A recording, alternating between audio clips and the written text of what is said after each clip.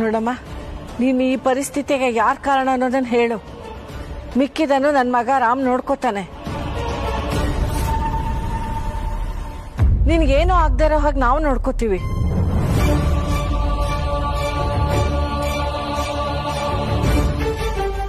ನೀವು ಮಾತು ಕೊಟ್ಟಿದ್ದೀರಾ ಅಂತ ನಾನು ಹೇಳ್ತೀನಿ. ನನಗೆ ನ್ಯಾಯ ಕೊಡಿಸ್ಬೇಕಾಗಿರೋದು ನೀವೇ, ನೆನ್ಪಿರ್ಲಿ.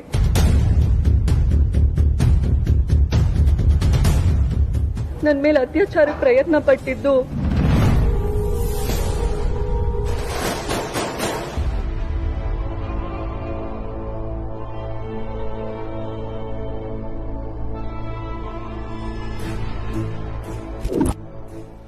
ಇವರೇ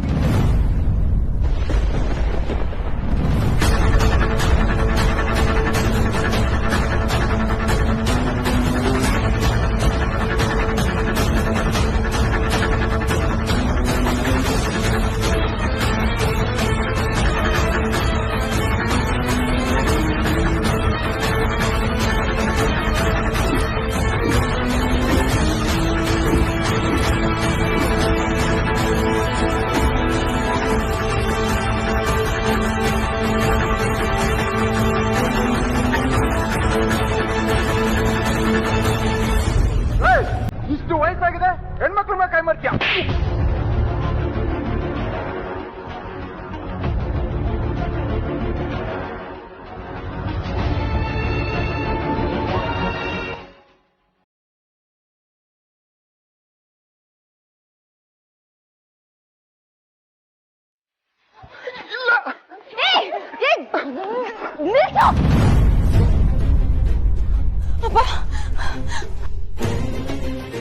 ನೀನ್ ಯಾರ ಬಗ್ಗೆ ಮಾತಾಡ್ತಿದ್ಯಾ ಅಂತ ಗೊತ್ತಿದ್ಯಾ ನಿನ್ಗೆ? ಈ ಮನೆ ಬೀಗ್ರವ್ರು. ಅವ್ರ ಬಗ್ಗೆ ಒಂದ್ ಮಾತಾಡ್ಬೇಕು ಅಂದ್ರೂ 100 ಸರ್ತಿ ಯೋಚನೆ ಮಾಡ್ಬೇಕು. ಸುಳ್ಳು ಬೊಗಳ್ಬೇಡ.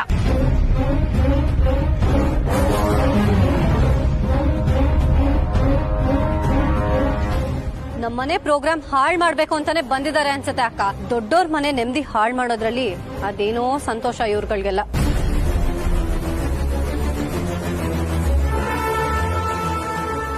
ಹೌದು, ಇಂಥವ್ರಿಗೆ ಮಾಡಕ್ ಬೇರೆ ಕೆಲ್ಸಾನೇ ಇರಲ್ಲ.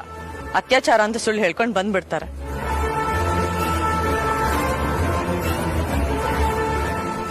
ನೋಡು, ಚಂದ್ರಶೇಖರ್ ಅವ್ರು ಬೇರೆ ಅಲ್ಲ, ಈ ಮನೆ ಜನ ಬೇರೆ ಅಲ್ಲ.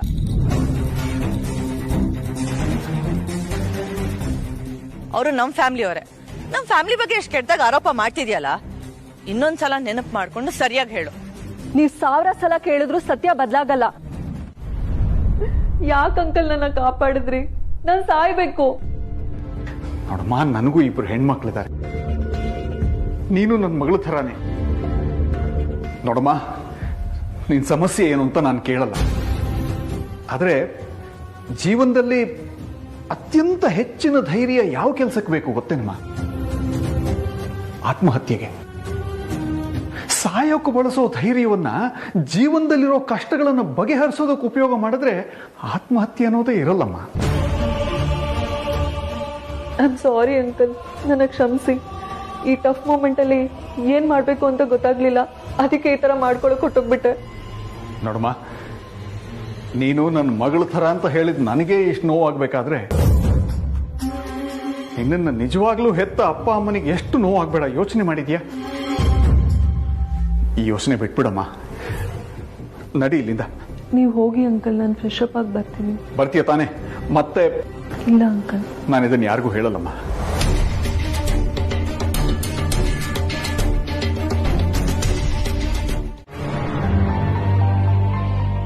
Wow ಏಜೆ, wow! ಇಷ್ಟು ಜನರ ಮುಂದೆ ನಿಮ್ ಮನೆಯವ್ರಿಗೇನೋ ಬೈದಾಗ ನನಗೆ ಕಪಾಳಕ್ಕೆ ಹೊಡೆದ್ರಿ. ಅದೇ ಜನರ ಮುಂದೆ ನಮ್ಮ ಅಪ್ಪಂಗೆ ಅವಮಾನ ಆದಾಗ ನೀವ್ ನೋಡ್ಕೊಂಡು ಸುಮ್ನಿದ್ರಿ. ಯಾಕೆ? ನಿಮ್ಗೂ ಅದೇ ಬೇಕಿತ್ತಲ್ವಾ? ನಮ್ಮ ಅಪ್ಪಂಗೆ ಹೊಡೆಯುವಾಗ ಯಾರು ಏಜೆ ಮಾವ ಅಂತ ಹೇಳಿದ್ರು. ಆದ್ರೆ ನೀವ್ ಅಳಿಯ ಆದವರು ಅವ್ರಿಗೆ ಅವಮಾನ ಆಗ್ತಿರುವಾಗ ಅದನ್ನ ತಡೆಯೋದಿರ್ಲಿ, ಅದನ್ನ ತಡೆಯೋ ಪ್ರಯತ್ನನೂ ಮಾಡ್ಲಿಲ್ವಲ್ಲ ಏಜೆ?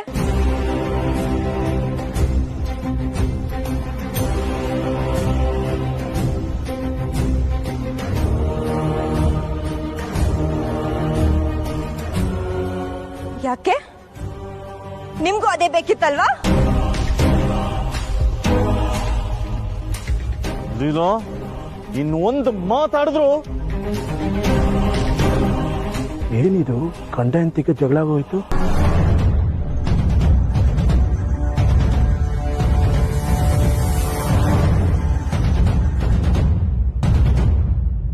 ಇದೇ ದೊಡ್ಡ ನ್ಯೂಸ್ ಆಗೋಗುತ್ತೆ.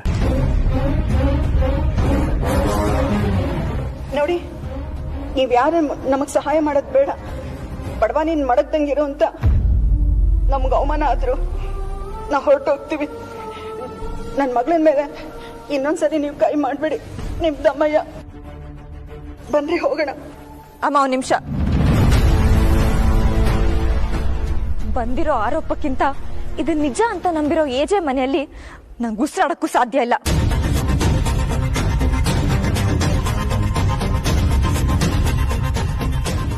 ಯಾವ ಜಾಗದಲ್ಲಿ ನಮ್ಮಪ್ಪಂಗೆ ಅವಮಾನ ಆಗಿದ್ಯೋ ಆ ಜಾಗದಲ್ಲಿ ನನ್ ಕ್ಷಣನೂ ಇರಲ್ಲ.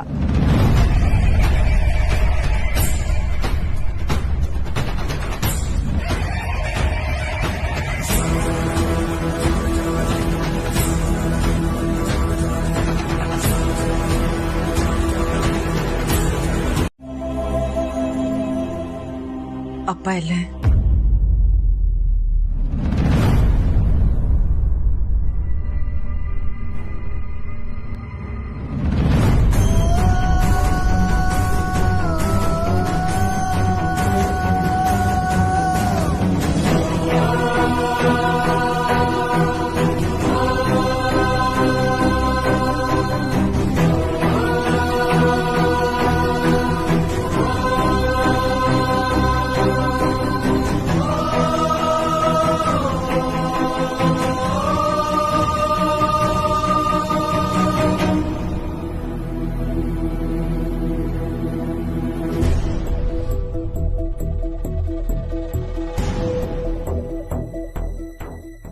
ರೀ,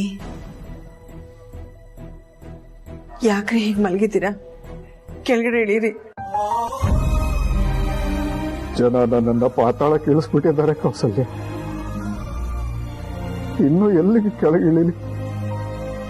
ಅಪ್ಪ ಅಪ್ಪ ಪ್ಲೀಸ್ ಹಾಗೆಲ್ಲ ಮಾತಾಡ್ಬೇಡ ಅಪ್ಪ. ಎದ್ದೇಳಪ್ಪ ಪ್ಲೀಸ್. ಎಲ್ಲಿಗೆ ಎದ್ದೇಳಮ್ಮ? ಹೇಳಕ್ಕೆ ಆಗದಿದ್ದಾಗ ಮಲಗಿಸ್ಬಿಟ್ಟಿದೆ.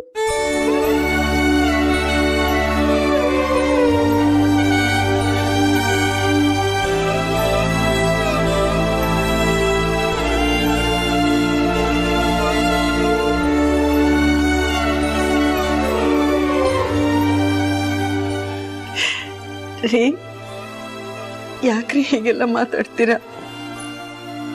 ನಿಮ್ ಪಾಲಿಗೆ ನಾವೇನ್ ಸತ್ತು ಹೋಗ್ಬಿಟ್ಟಿದ್ದೀವ? ಇಡೀ ಜಗತ್ತೇ ನಿಮ್ಮನ್ನ ತುಳಿದ್ರು ನಿಮ್ ಪರವಾಗಿ ನಿಲ್ಲೋದಿಕ್ಕೆ ನಾವು 3 ಜನ ಇದ್ದೀವ್ರಿ. ನೀವೇ ಕುಗ್ಗೋಗ್ಬಿಟ್ರೆ ನಾವು ಕುಸ್ತೋಗ್ಬಿಡ್ತೇವ್ರಿ. ಪ್ಲೀಸ್ ರೀ, ಎದ್ದೇಳಿ. ನೀವು ನಿಮ್ ಮಕ್ಳ ಮೇಲೆ ಆಣೆ ಎದ್ದೇಳ್ಬೇಕು. ಎದ್ದೇಳ್ರಿ.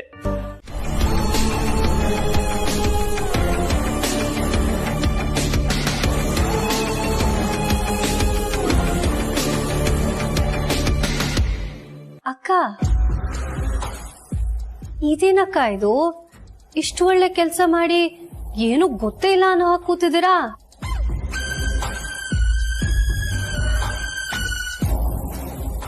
ಓ, ಗೊತ್ತಾಯ್ತು ಬಿಡಿ. ಸಕ್ಸಸ್ ಎಂದೇ ಇರೋ ಸೀಕ್ರೆಟ್ ಇದು. ಸಾಧನೆ ಮಾಡಿರೋರೆಲ್ಲ ನಾನ್ ಸಾಧನೆ ಮಾಡಿದೀನಿ ಅಂತ ಹೇಳ್ಕೊಂಡು ಓಡಾಡಲ್ಲ. ಕರೆಕ್ಟ್ ಅಲ್ವಾ? ನಿಮ್ಮಿಂದ ಕಲಿಯೋದ್ ತುಂಬಾ ಇದೆ ಅಕ್ಕ.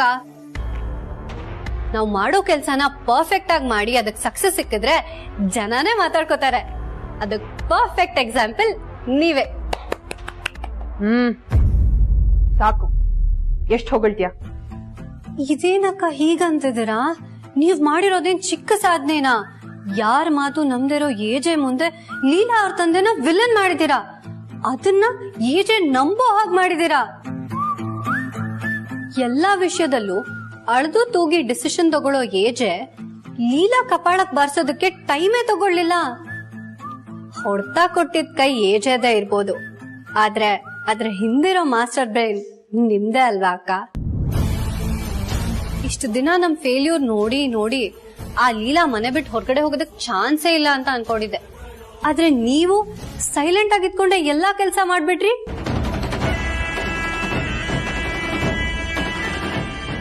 ಆದ್ರೂ ಅಕ್ಕ, ನೀವ್ ಈ ಪ್ಲಾನ್ ಮೊದ್ಲೇ ಮಾಡಿದ್ರೆ ಲೀಲಾ ಇಷ್ಟೊತ್ತಿಗಾಗ್ಲೇ ಮನೆ ಬಿಟ್ಟು ಹೊರಟೋಗಿರ್ತಿದ್ಲಲ್ವಾ?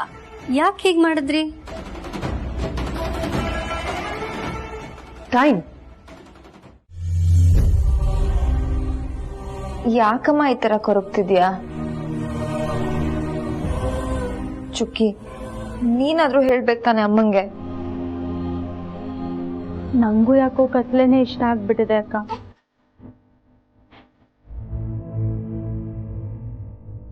ಬಾಯ್ಲಿ.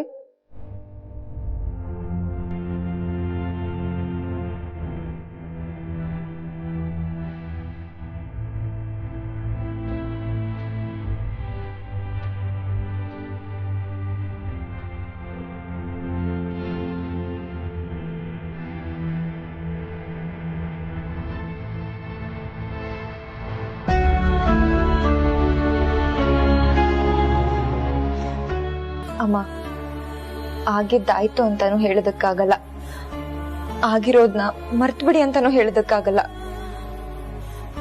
ಹಾಗಂತ ಈಗ ಅದ್ಕೊಂತ ಕೂರೋದಕ್ಕಾಗತ್ತ ಅಮ್ಮ? ನಮ್ಮ ಮನೆಯವ್ರಿಗೆ ನಾವ್ ಮುಖ ತೋರ್ಸ್ಲಿಲ್ಲ ಅಂದ್ರೆ ಹೊರಗಡೆ ಜನರಿಗೆ ನಾವ್ ಹೇಗ್ ಮುಖ ತೋರ್ಸಕ್ಕಾಗತ್ತೆ?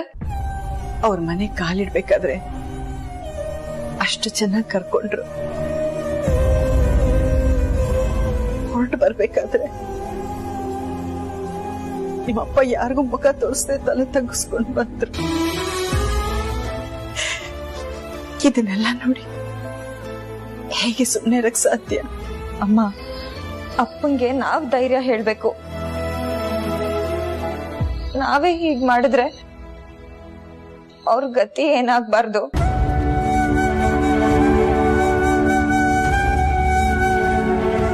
ಹೌದು, ಅಪ್ಪ ಎಲ್ಲಿ?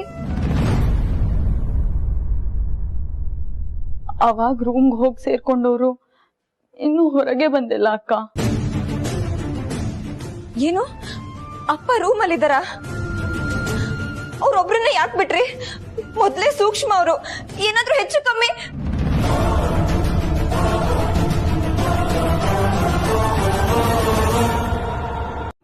ನಾನೇನ್ ಮಾಡ್ಲಿ? ಹೆಂಡತಿ ಮಕ್ಕಳು ಎಲ್ಲ ಒಟ್ಟಿಗೆ ಬಂದಿದ್ದಾರೆ. ಅಪ್ಪ ಯಾಕೆ ಹೀಗ್ ಮಾಡಿದೆ ಅಂತ ಒಂದೇ ಒಂದ್ ಮಾತು ಕೇಳಿದ್ರೆ ಮರ್ಯಾದೆ ಎಲ್ಲ ಇಷ್ಟು ವರ್ಷ ನಾನು ಸಂಪಾದನೆ ಮಾಡಿದ ನಂಬಿಕೆ ಇಲ್ಲ, ಒಂದೇ ಒಂದು ಮಾತಲ್ಲಿ ಹೊಟ್ಟೋಗುತ್ತೆ.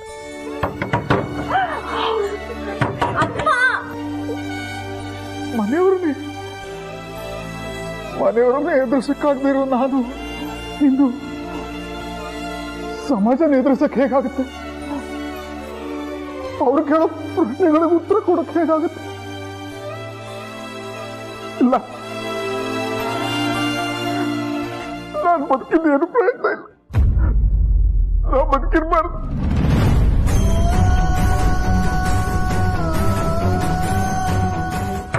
ಅಪ್ಪ, ಬಾಗ್ಲು ತೆಗಿಯಪ್ಪ ಪ್ಲೀಸ್. ಬಾಗ್ಲು ತೆಗೀರಿ ನಿಮ್ ದಮ್ಮಯ್ಯ. ನೀನಾ ಏನೇ ಮಾಡೋದು? ಯಾಕೋ ನನ್ಗೆ ಕೆಟ್ಟ ಕೆಟ್ಟ ಯೋಚನೆ ಬರ್ತಾ ಇದೆ ಕಡೆ. ಭಯ ಆಗ್ತಿದೆ. ಅಪ್ಪ ಏನು ಮಾಡ್ಕೊಳಲ್ಲ ಅಲ್ವಾ? ಅಯ್ಯೋ ಬಿಡ್ಸೋನೆ, ಇವಳೊಬ್ಳು ಏನೋ ಹೇಳ್ತಾಳೆ.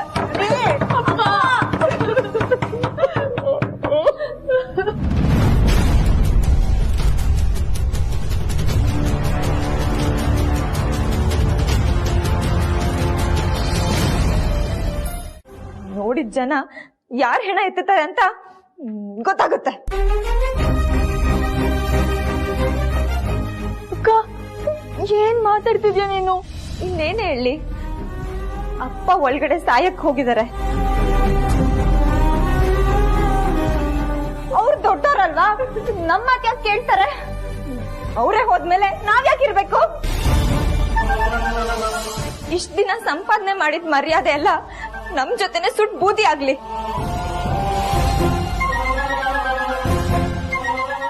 ಮನೆಯವ್ರಿಗೇನಾದ್ರೆ ನಮ್ಗೇನು? ಹೊರಗಡೆ ಇದಾರಲ್ಲ ಜನ, ಅವ್ರು ಮುಖ್ಯ ಅಂದ್ಮೇಲೆ ನಾವ್ ಯಾರಿಗೂ ಏನ್ ಹೇಳ್ಬೇಕಾಗಿಲ್ಲ. ಅಮ್ಮ, ಏನ್ ನೋಡ್ತಿದ್ಯಾ? ಹೋಗ್ ಸೀಮೆಣ್ಣೆ ತಗೊಂಬ.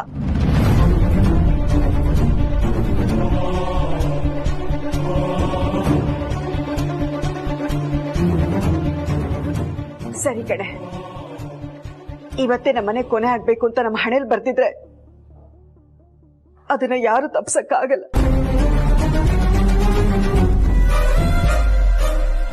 ತರ್ತೀನಿ ನೀನು ಸೀಮೆ ಎಣ್ಣೆನ.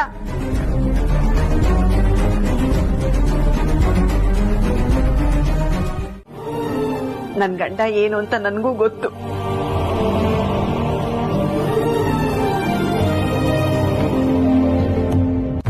ಯಾರ್ಯಾರ ಮಾತಿಗೋ ತಲೆ ಕೆಡ್ಸ್ಕೋಬೇಡ ಅಪ್ಪ. ನಿಮಗ್ ನಾವಿದೀವಿ, ನಾವೆಲ್ಲರೂ ನಿಮ್ ಜೊತೆ ಇರ್ತೀವಿ.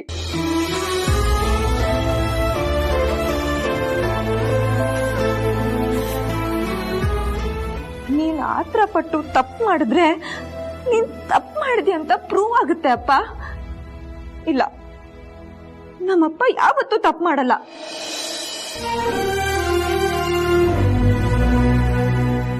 ಅಪ್ಪ, ನಾವು ಬಡವರಾಗಿರ್ಬೋದು, ಅವಮಾನ ಆಗ್ತಾನೆ ಇರುತ್ತೆ. ಹಾಗಂತ ನಾವ್ ಎದುರ್ಕೊಂಡು ಓಡೋಗಕ್ಕಾಗತ್ತಾ ಅಪ್ಪ? ಇಲ್ಲ, ನಾವೆಲ್ಲರೂ ನಿಂತ್ಕೊಂಡು ಅದನ್ನ ಎದುರಿಸೋಣ. ಹೌದ್ರಿ,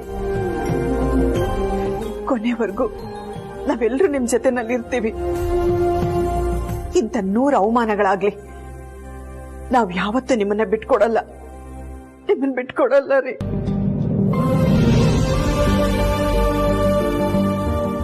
ನೀವೆಲ್ಲ ನನ್ನನ್ನು ಎಷ್ಟು ನಂಬಿದ್ದೀರ. ಯಾವುದೋ ತಪ್ಪು ಆಲೋಚನೆ ಮಾಡಿ ತಪ್ಪು ಕೆಲಸ ಮಾಡಕ್ ಹೊರಟ್ಬಿಟ್ಟಿದ್ದೆ. ನನ್ನನ್ನು ಕ್ಷಮಿಸಿ.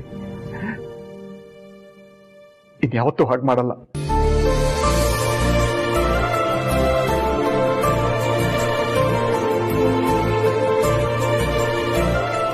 ನೀವೆಲ್ಲ ನನ್ನ ಜೊತೆ ಇದ್ದೀರಲ್ಲ, ನನಗಿನ್ನೇನು ಬೇಡ. ಲೀಲಾ ಹೇಳಿದಾಗೆ ಏನ್ ಬೇಕಾದ್ರೂ ಬರ್ಲಿ, ಎಲ್ಲ ಒಟ್ಟಿಗೆ ಎದುರಿಸೋಣ.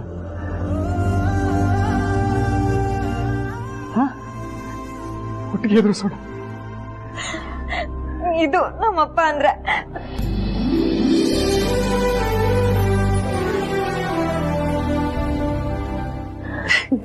ಅಪ್ಪ, ಇನ್ನೊಂದ್ ಮಾತು ಕೇಳ.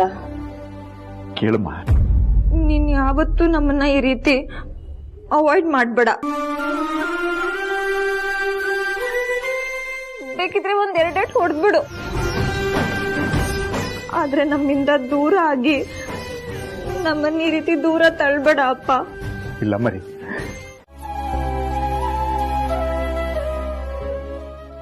ತುಂಬಾ ಏಟು, ಕಿವಿ ತುಂಬಾ ಬೈಗಳ ಇರೋವಾಗ ಸ್ವೆಲ್ಲಿರುತ್ತಮ್ಮ.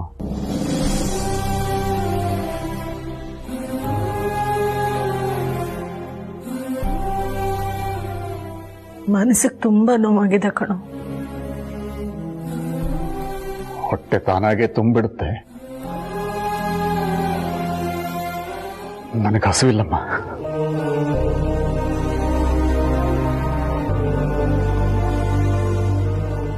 ಖುಷಿ, ದುಃಖ ಇದೆಲ್ಲದಕ್ಕೂ ಹೊಟ್ಟೆ ತುಂಬಿಸೋ ಶಕ್ತಿ ಇದ್ದಿದ್ರೆ ಜಗತ್ತಲ್ಲಿ ಅನ್ನಕ್ಕೆ ಬೆಲೆನೇ ಇರ್ತಿರ್ಲಿಲ್ಲಮ್ಮ. ಇದನ್ನ ನೀನ್ ನನಗೆ ಹೇಳ್ಕೊಟ್ ಪಾಠ.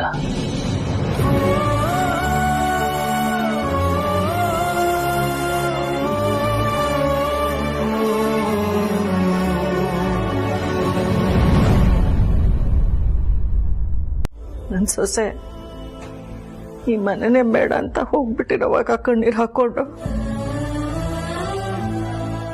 ನನ್ ಗಂಟ್ಲಲ್ಲಿ ಅನ್ನ ಹೇಗೆ ಇಳಿಯತ್ತಾರ? ಇಳಿಯೋ ಅನ್ನ ವಿಷ ಅನ್ನಿಸ್ಬಿಡುತ್ತೆ. ಈ ನಿನ್ನ ಏಜೆ ಪುಟ್ಟವನಾಗಿದ್ದಾಗ ಊಟ ಮಾಡಲ್ಲ ಅಂತ ಹೇಳಿದ್ರೆ ನೀ ಸುಮ್ಮನೆ ಬಿಟ್ಬಿಡ್ತಿದ್ದಮ್ಮ. ಈ ನಿನ್ ರಾಮ್ನ ಎತ್ಕೊಂಡು ಆಕಾಶ ತೋರಿಸ್ತಾ ಒಂದೊಂದೇ ತುತ್ತು ಮಾಡಿ ಒಂದೊಂದು ತುತ್ತು ಒಂದೊಂದು ಮುತ್ತು ಅಂತ ಕೊಟ್ಟು ಮುತ್ತು ಮಾಡಿ ತಿನ್ನಿಸ್ತಾ ಇದ್ದೆ. ಅದೇ ನೀನೀಗ ಮಗು ತರ ಆಗಿದ್ಯಾ. ಮಗು ಊಟ ಮಾಡಲ್ಲ ಅಂದ್ರೆ ನಾ ಸುಮ್ಮನೆ ಇರ್ಬೇಕಾ?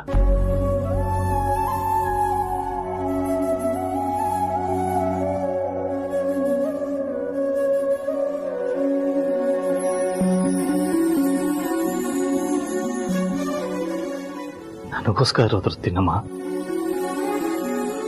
ನನ್ ಜಾಣ ಮರಿ ಅಲ್ವಾ ನೀನು?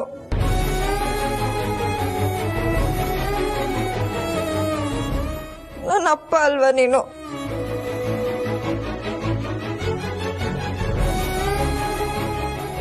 ಪ್ಲೀಸ್ ಒಂದೇ ಒಂದು ತುತ್ತಿನಪ್ಪ. Please ತಿನ್ನಮ್ಮ, please.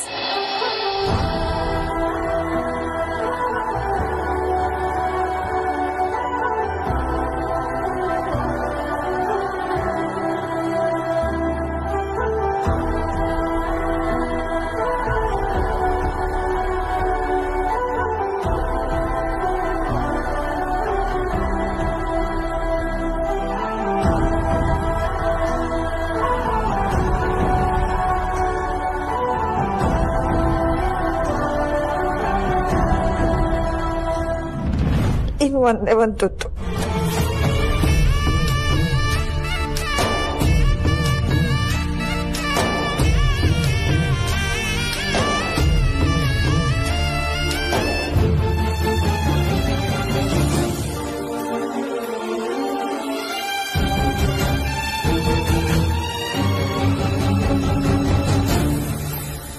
ನನ್ ಸೊಸೆನ ವಾಪಸ್ ಕರ್ಕೊಂಡ್ ಬರ್ತೀಯಾರ?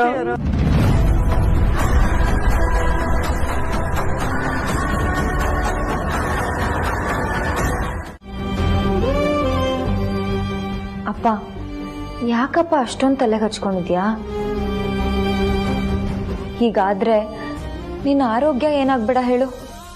ಲೀಲಾ, ಮಿಡಲ್ ಕ್ಲಾಸ್ ಜನಕ್ಕೆ ಮರ್ಯಾದೆನೇ ಆಸ್ತಿ ಕಣಮ್ಮ.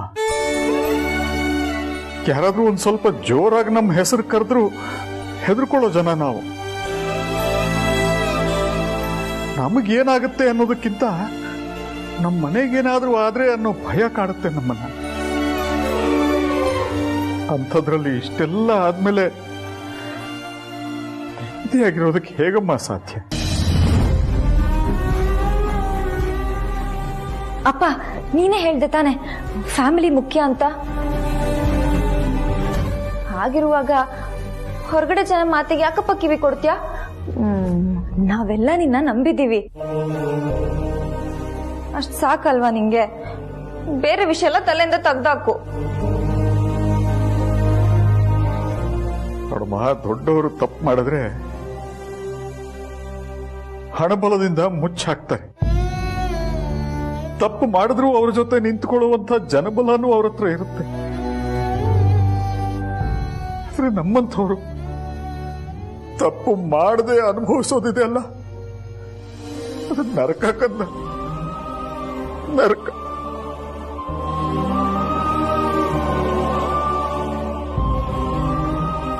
ಅಪ್ಪ ಇಷ್ಟಕ್ಕೆ ನೊಂದ್ಕೊಂಡ್ಬಿಟ್ಟಿದ್ದಾರೆ. ಇನ್ ಹೊರಗಿನ ಜನ ಮಾತಾಡ್ಕೊಳ್ಳೋದು ಏನಾದ್ರೂ ಕಿವಿಗೆ ಬಿದ್ರೆ ಏನಪ್ಪ ಗತಿ? ನಾನೇನ್ ಮಾಡ್ಲಿ? ಅಪ್ಪ, ನೀನೇನಪ್ಪ ನೀನು ಸೀರಿಯಲ್ ಅಲ್ಲೇ ಎಮೋಷನಲ್ ಎಪಿಸೋಡ್ನ 2 ದಿನದಲ್ಲಿ ಮುಗಿಸ್ಬಿಡ್ತಾರೆ. ನೀನ್ ಈ ತರ ನೊಂದ್ಕೊಂಡ್ ಕೂತಿದ್ಯಾ?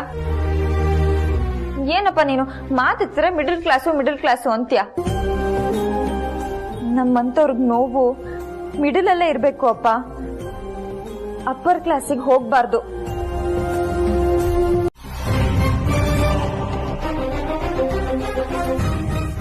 ವೆಲ್, ನೀನು ಹೇಳೋ ಪ್ರತಿ ಮಾತನ್ನು 100% ನಂಬ್ತೀನಿ. ನಿನ್ನ ಮುಖದ ಮೇಲಿರೋ ನಗುಗೆ ರಿಟೈರ್ಮೆಂಟ್ ಕೊಟ್ಟು ನಿನ್ನ ಜೀವನದ ನೆಮ್ಮದಿನ ಪೋಸ್ಟ್ ಮಾರ್ಟಮ್ ಮಾಡಿ ನಿನ್ನ ಜೀವನನ ಭಯ ಅನ್ನೋದಕ್ಕೆ ಅಡ್ರೆಸ್ ಮಾಡಿ ನರ್ಕ ಅನ್ನೋದಕ್ಕೆ ಲ್ಯಾಂಡ್ ಮಾರ್ಕ್ ಮಾಡಿಬಿಡ್ತೀನಿ.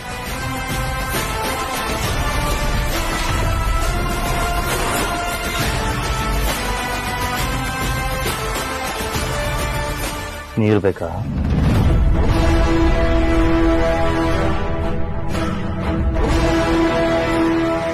ಜೀವನದಲ್ಲಿ ನೀರು ಕುಡಿಯೋ ಕೆಲಸ ಮಾಡಿ, ಪರವಾಗಿಲ್ಲ. ಮಣ್ಣು ತಿನ್ನೋ ಕೆಲಸ ಮಾಡಬಾರ್ದು. ಹಾಗೇನಾರ ಮಾಡಿದ್ದೀರಾ ಅಂದ್ರೆ ಈ ಏಜೆ ಮಣ್ಣು ಮುಗಿಸೋ ತನಕ ಬಿಡಲ್ಲ. ನೋಡಿ, ನಿಮಗೆ ನಾನು ಕೊನೆ ಆಪ್ಷನ್ ಕೊಡ್ತಾ ಇದ್ದೀನಿ. ಅಕಸ್ಮಾತ್ ನೀವೇನಾರ ತಪ್ಪು ಮಾಡಿದ್ರೆ ನೀವಾಗೆ ಒಪ್ಕೊಂಡ್ರೆ ಅದು ಬೇರೆ ಥರ ಇರುತ್ತೆ. ಇಲ್ಲ ನಾನು ಕಂಡಿಡಿದು ನೀವು ತಪ್ಪು ಒಪ್ಕೊಳ್ಳೋ ಹಾಗೆ ಮಾಡಿದ್ರೆ ಅದು ಇನ್ನೂ ಬೇರೆ ಥರ ಇರುತ್ತೆ. No choice is yours. ಯೋಚನೆ ಮಾಡಿ ಹೇಳಿ, ನೀವು ತಪ್ಪು ಮಾಡಿದ್ದೀರಾ ಇಲ್ವಾ? ಸರ್ ಅದು I am just asking you, ನೀವು ತಪ್ಪು ಮಾಡಿದ್ದೀರಾ ಇಲ್ವಾ? ಸರ್ ಆಕ್ಚುಲಿ ನೀವು ತಪ್ಪು ಮಾಡಿದ್ದೀಯ ಇಲ್ವಾ?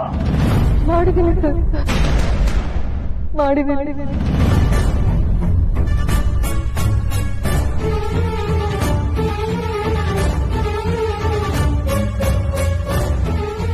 ಅಕ್ಕ ಏಜೆ ಕೂಗ್ತಿರೋ ಫೋರ್ಸ್ಗೆ ಅವಳೆಲ್ಲ ಬಾಯ್ ಬಿಟ್ಬಿಡ್ತಾಳೆ. ಏಜೆ ಕರೆದು ಶಿಕ್ಷೆ ಕೊಡೋಕ್ ಮುಂಚೆ ನೀವೇ ತಪ್ಪೊಪ್ಕೊಂಡ್ಬಿಟ್ರೆ ಶಿಕ್ಷೆನಾದ್ರು ಕಡಿಮೆ ಆಗತ್ತಕ್ಕ. ಸಕ್ಸಸ್ ಆದ್ರೆ ನಂದು, ಫೇಲ್ಯೂರ್ ಆದ್ರೆ ನಿಂದು ಅನ್ನೋ ಬುದ್ಧಿ ಬಿಡು ಲಕ್ಷ್ಮಿ.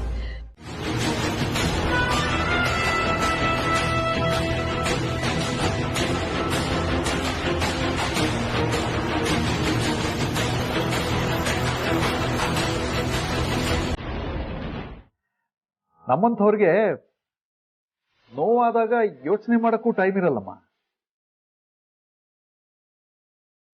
ತಿಂಗಳು ಕೊನೆ ಬಂದ್ಬಿಡುತ್ತೆ. ಮನೆ ಬಾಡಿಗೆ, ಮನೆ ರೇಷನ್ನು, ಸಾಲ, ಎಲ್ಲ ತಲೆನೋವುಗಳು ಸಾವಿರ. ನಮ್ಮಂಥವ್ರಿಗೆ ಮರ್ಯಾದೆಗಿಂತ ದುಡ್ಡು ಸಂಪಾದನೆ ಮಾಡೋದೇ ಕಷ್ಟ. ನೀ ಹೇಳ್ದ ಹಾಗೆ ಕೆಲ್ಸಕ್ಕೆ ಹೋಗಿ ಬರ್ತೀನಮ್ಮ. ಇದು ನನ್ನಪ್ಪ ಅಂದ್ರೆ ನನ್ ಮುದ್ದು ಅಪ್ಪ. ಸರಿ, ತಿಂಡಿ ತಿನ್ನು. ಸ್ವಲ್ಪ ಚಟ್ನಿ ಹಾಕಮ್ಮ.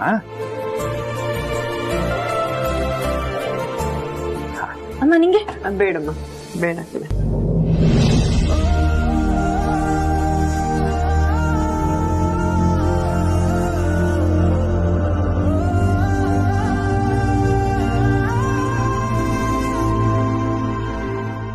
ನಾನು ತರಕಾರಿ ತಂದ್ಬಿಟ್ಟು ಆಮೇಲೆ ಕೆಲ್ಸಕ್ಕೆ ಹೋಗ್ತೀನಿ.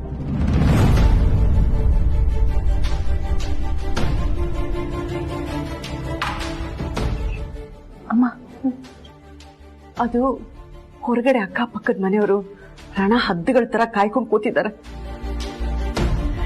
ನಿಮ್ಮಪ್ಪ ಹೊರಗಡೆ ಹೋಗ್ತಿದ್ದ ಹಾಗೆ ಏನಾದ್ರೂ ಮಾತಾಡ್ಬಿಟ್ರೆ ಅದನ್ನ ಕೇಳಿ ಇವ್ರು ನೊಂದ್ಕೊಂಡ್ಬಿಡ್ತಾರೆ ಅಂತ ಭಯ ಕಣೆ.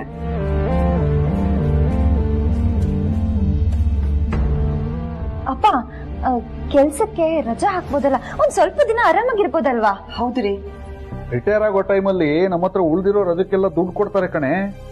ಅದರಿಂದ ನಿಮ್ಮಿಬ್ರಿಗೂ ಏನಾದ್ರು ತಗೋಬೋದಲ್ಲ. ಸೊ ರಿಟೈರ್ ಆಗೋವರೆಗೂ ರಜಾ ತಗೊಳ್ಳಲ್ಲ. ಬಾಯ್.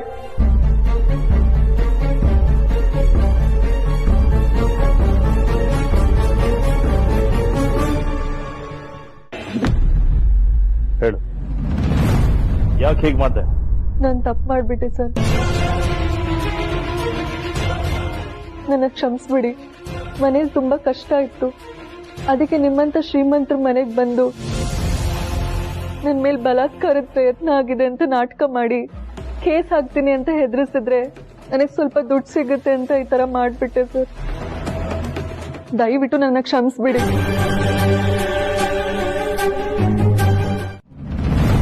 ಜೀವನ ಒಂದು ನಾಟಕ ಅಂತ ಹೇಳ್ತಾರೆ, ಹಾಗೆ ಅಂತ ನಾಟಕ ಆಡ್ಕೊಂಡು ಜೀವನ ಮಾಡ್ತಿದ್ಯಲ್ಲ, ನಾಚಿಕೆ ಆಗಲ್ಲ ನಿನ್ಗೆ?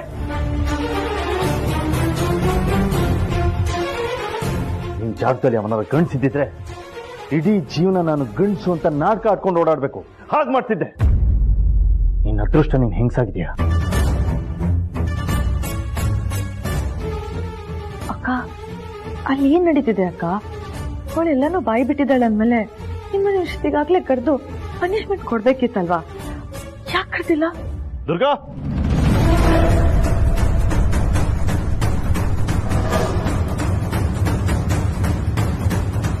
ದುರ್ಗಾ,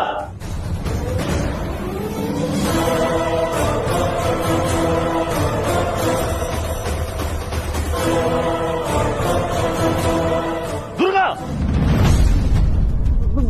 ಬಂದೆ ಬಂದೆ ಏಜೆ.